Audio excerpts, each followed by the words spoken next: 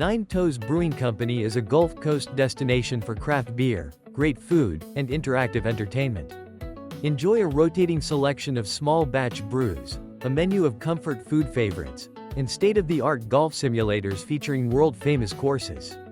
Looking for effortless style on the coast? Discover Coast Casual in the Pass, your locally owned men's and boys' boutique. Coast Casual offers a mix of coastal and southern-inspired clothing, accessories, and gifts.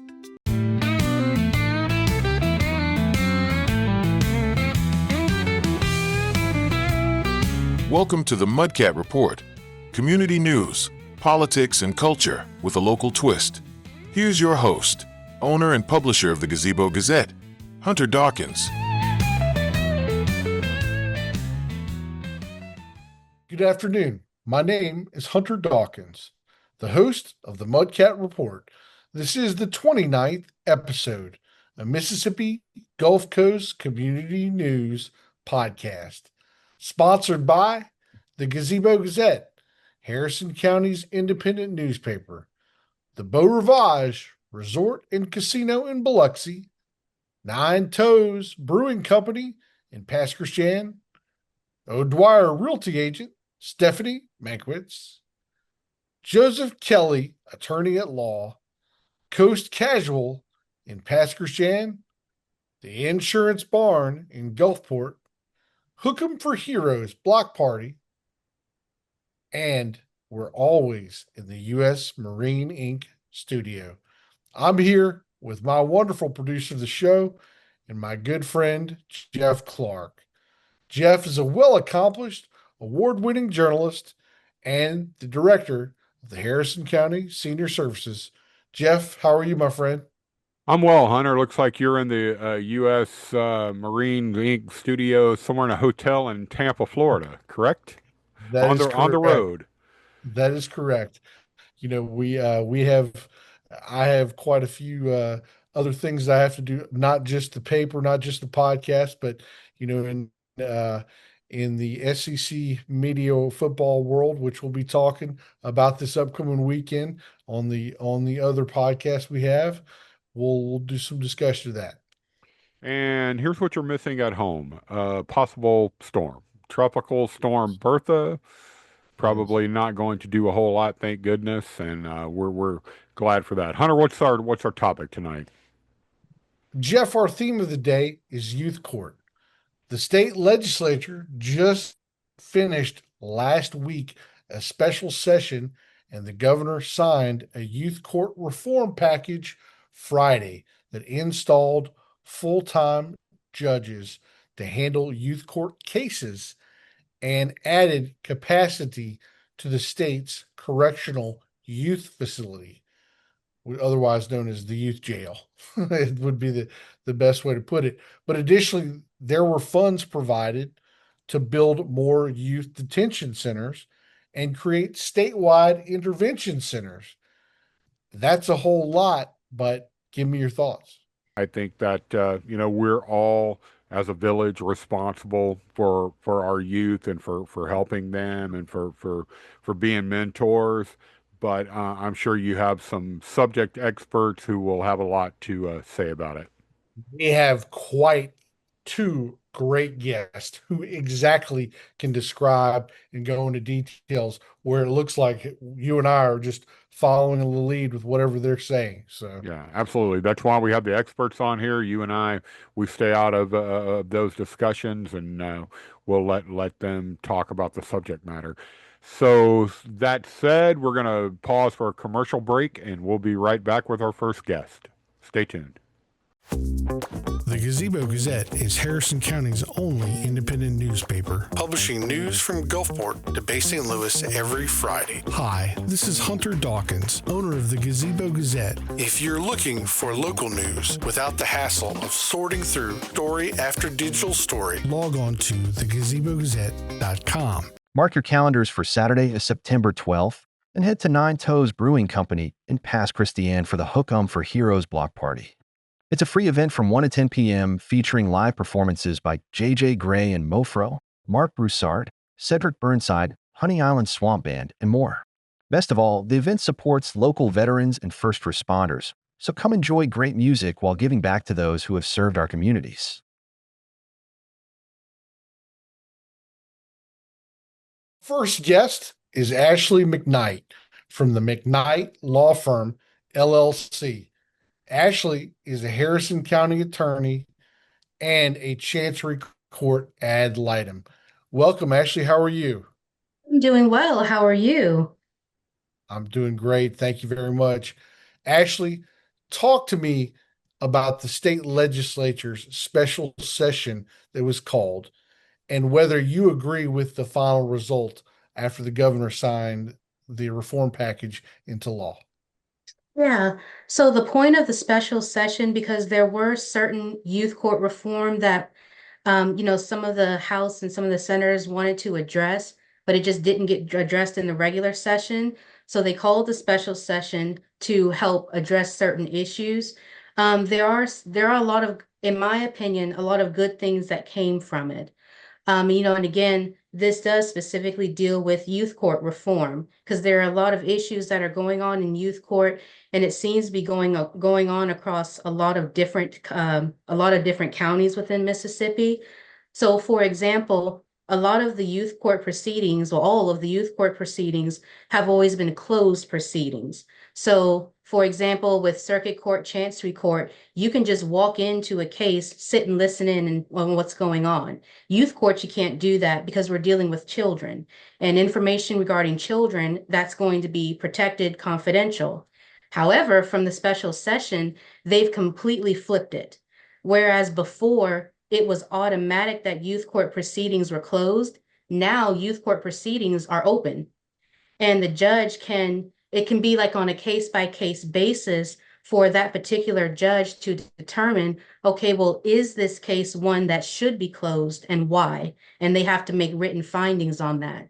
But it is important to point out, though, that just because the hearings are open does not mean that the records are open as well. The records are still confidential. So that's something that is a huge change from what historically youth court has been like. That was definitely something that I did not hear about. I read some of the articles that were written about it, and they did not clearly indicate that the records would not be open. Now, of course, me being from a community newspaper, I'm not really going to go throw anybody under the bus, of course, unless there's a felony or something that is seriously criminal. However, even then, I still find it kind of hesitating on the ability to report that if you don't know all the details. So tell me about that at least. Yeah, so again, whenever it comes to these type of proceedings, and they do vary. Some of the proceedings they deal with child welfare, like abuse or neglect, and some of them also deal with the delinquency of a child. And, Mississippi is a mandatory reporting state. Everybody has a duty to report issues regarding the children. So when these issues do go to court, and there, of course, is also issues concerning, well, if I report something to CPS, then am I allowed to know about what's going on with the child after the fact? Because you have situations with teachers, for example, they'll see certain things regarding their students, they'll report things, but the teacher sometimes has issues in whether or not they are allowed to know what happens later on with the child to see, is the child being protected? Are the issues being addressed? So that's why it's something that's important. And again, there are people that are for youth courts being open. There are people that are against it, and there are good arguments on both sides. But this is at least a way for people to keep track, to know, because it gives accountability to the youth courts. It's a way for people to track and know whether or not the child is being protected.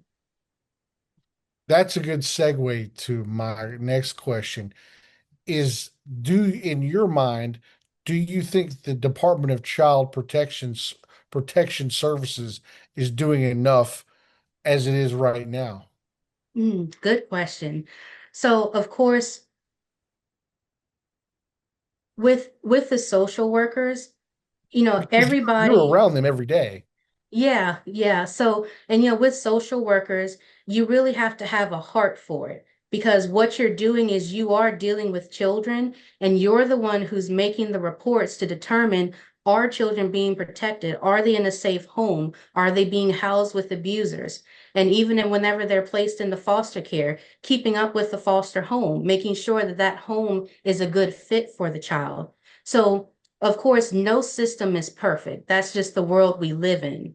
But the issue is that if there is anything that goes wrong with CPS, the youth court can come in and override certain decisions. So if, for example, CPS goes out to a home, because I've spoken to a multiplicity of different people who have been foster parents, and or people who know of situations that children have been going through.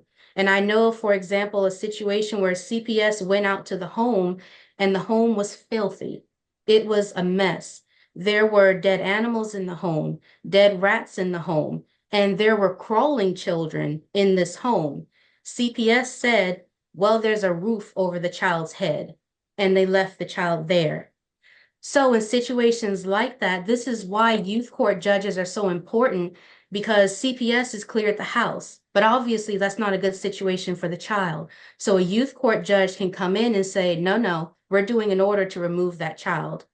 So CPS does a great job, because CPS, law enforcement, they're the ones who are like the first line. They're the ones who are the initial ones that go to the home. Sometimes law enforcement and CPS comes after them, but again, no system is perfect, but I do believe that CPS workers are important, and it is imperative that you have a heart to be able to protect the children. But if anything fails, that's where youth come in. How do you feel about the creation of the youth court as a division of the Chancery Court? Yeah, so I believe you may be referring to one of the other things that came out of the special session, where some counties, they have full-time youth court judges. And then other counties, they don't have actual youth court judges. They have what are called youth court referees. And what the special session has done is they're really going to be phasing out youth court referees, because they are attorneys that are appointed by the senior chancery judge, and they work part-time. They're not full-time in this situation. I think that it's a great idea, because what it does is it's going to give consistency. And again, with Chancery Court judges, Chancery Court is a court of equity. They do deal with civil matters, but they also deal with a lot of family court matters. And that's where I practice as well. So appointing another Chancery Court judge in these specific counties that have youth court referees, that's just going to be, I think that's going to be phenomenal, because it's going to put somebody there full-time who specifically deals with these youth court cases. And yes, it is going to crowd the Chancery docket a lot more than what it is, but having somebody dedicated to that specific role, I think, is going to be very important. Ashley, my final question for you. Do you feel that there should be a greater need for youth court or for youth detention centers? Sorry, I'm going to repeat that. Do you feel that there's a need for more youth detention centers?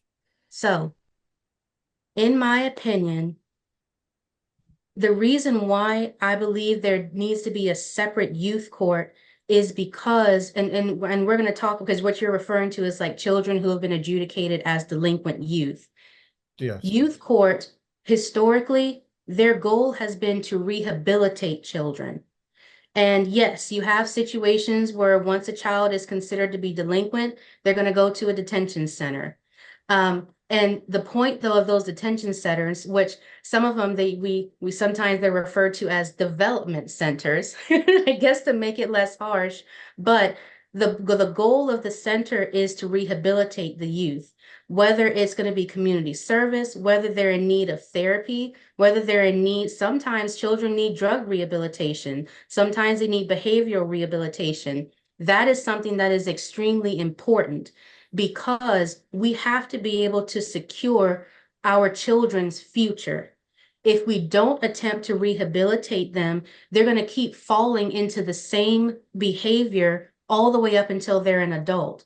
And when they become an adult, they're still going to start committing crimes. They're not going to be good members of society, and they're probably going to end up in prison somewhere. So these development centers, these detention centers, they are important. I do, because they're our way of rehabilitating youth to make sure that going forward they're not going to continue to fall into these petty crimes. Ashley, we thank you very much, and we look forward to having you on again soon. Thank you. I appreciate it. Looking for trusted legal guidance on the Mississippi Gulf Coast? Joseph Kelly, attorney at law, has been serving the coast since 1993, helping families protect what matters most.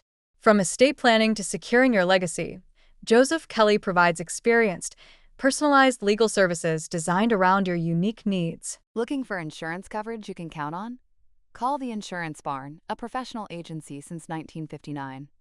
The Insurance Barn writes all-in-one policies and offers coverage for homeowners, fire, flood, commercial property, auto, boats, motorcycles, plus wind and hail protection.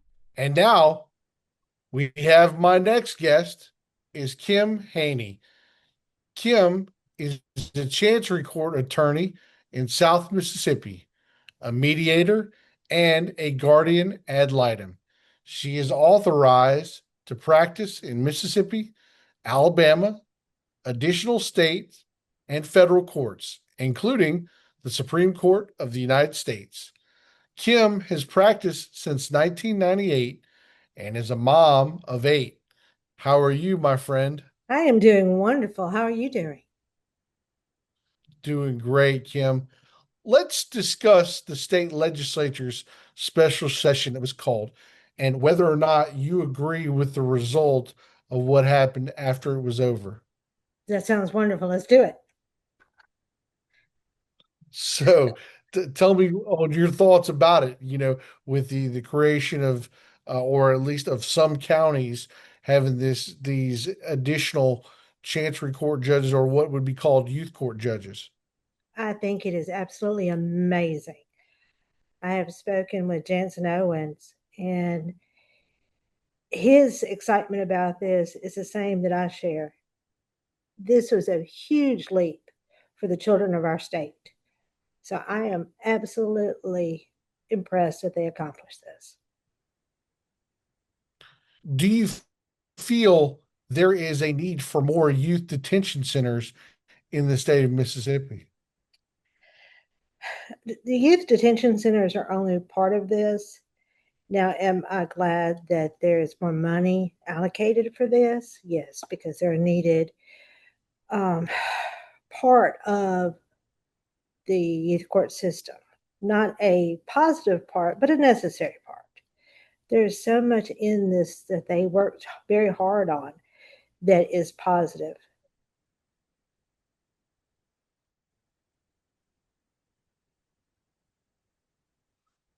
Talk to me about the judicial system when it comes to rehabilitation services. With rehabilitation services in the court system, there is access to so many different things. You have the court system itself, which can send a child to not just rehab or detention center, but they can allocate other things that the child can experience, such as the foster care system, or having someone follow up with that child, a plan. There are so many different ways to work within the system to help that child become a success as they grow, and not just to allow that child to anguish. Our children are our best resource. They are absolutely the thing that is going to promote Mississippi to continue to grow and to be the best it can be. Is the Department of Child Protection Services doing enough for our state? I'm sorry, you broke up when you said that. The Department of Child Protection Services doing enough for our state? Boy, that's a loaded question. I have some very good friends who are CPS workers, and they work very hard. The notes that I have seen on what came out of the legislative session does offer transparency, which, in my opinion, CPS desperately needed when it comes to the youth court system. Parents needed to know that their rights were protected, and this gives better access to them for understanding what's going on in the youth court system. Removing a lot of the veil of secrecy is a huge thing to help people trust CPS. And I think in the long run, that helps CPS become a better system to help the children.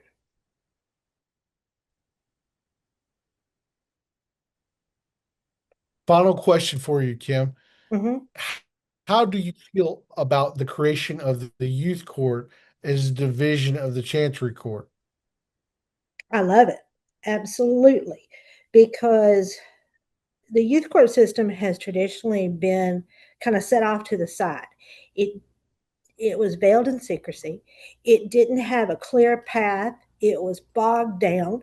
So by moving it into the Chancery Court and giving it more of a open appearance, allowing prosecutors to do their job, allowing the social workers to do theirs, and having it all within a system that we already know works, and that is a Chancery Court system. I think that is a huge improvement. We thank you very much, Kim, and we look forward to having you on soon. Thank you so much for asking me, and I hope you have a lovely day. If you are thinking about selling on your own, maybe ask Steph. If you would like to talk to Stephanie to help determine your next steps, call today at 228 563 0471 or call her at the office and ask for Steph at 228 452 4242. United States Marine Inc. knows what it means to show up strong. Your grit and teamwork inspire us every day. At USMI, we cherish our family, and our family includes community and you. USMI builds the baddest boats with pride and coastal toughness. We gratefully appreciate you listening to this podcast, and we thank you again, Jeff. You know, like I said, I didn't know as much about it as we do now, and at least as far as rehabilitation services and such. Give me your thoughts. You know, you and I aren't supposed to be subject experts. You know, you pick a topic and you ask the questions, and I know far more about this now at the end of this podcast than I did before. Kim and Ashley both very well spoken, did fantastic job explaining youth court system, the problems with it, the issues, the things that need to be addressed, and now I feel like I could have a much more or a better conversation with someone if they ask me about our youth court system. Well, especially for us, Jeff, too, now that we know from what Ashley said about the records and whether they are public or not, whatever the judges decide, that's definitely a big issue, at least, depending on what level the crime was. I certainly think that we should have both of them on again sometime soon. So, And sure. I thought, I'm very grateful to Kim and Ashley both for coming on and laying it out straight. Absolutely. We want to thank all of our sponsors, including the Beau Rivage Resort and Casino in Biloxi, Nine Toes Brewery in Pascagoula, O'Dwyer Realty agent Stephanie Mankiewicz, Joseph Kelly, attorney at law, Coast Casual in Pascagoula, the Insurance Barn in Gulfport, the Hook 'em for Heroes block party on Saturday, September the 12th, right in Pascagoula at Nine Toes Brewing Company, and the U.S. Marine Inc. Make sure you check us out on YouTube under the Gazebo Gazette Productions. Am I right, Jeff? That's right. We'll have the video of this up in a couple of days. The audio version will be on Spotify, Apple Podcast, Amazon, iHeart, all the podcast spots. Awesome. Or you can follow us on the award-winning GazeboGazette.com, where the podcast will be posted later on in the week, as well as on Facebook.com/The Real Gazebo Gazette.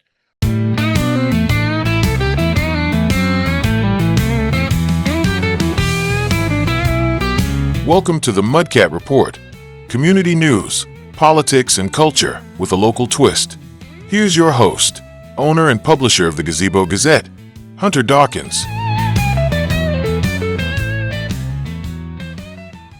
Out. This is Hunter Dawkins, the host of the Mudcat Report, and now you know the rest of the local news story. Good night.